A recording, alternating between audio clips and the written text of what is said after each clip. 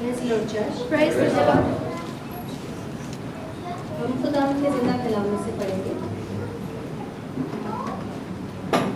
خداوند نے سچائی کے ساتھ داؤد سے قسم کھائی ہے، وہ اس سے پھرنے کا نہیں، کہ میں تیری اولاد میں سے کسی کو تیرے تخت پر بٹھاؤں گا.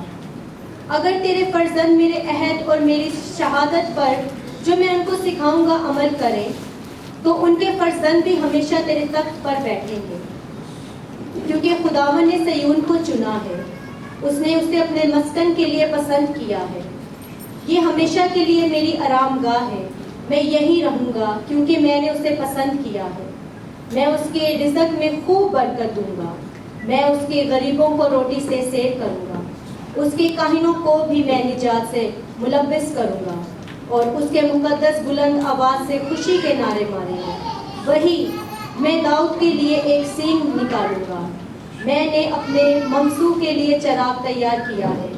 میں اس کے دشمنوں کو شرمندگی کا لباس پہناؤں گا، لیکن اس پر اسی کا تاج رونق افروز ہوگا. خدا کے پاک کلام پڑھے اور سنے جانے پر خدا کی برکت.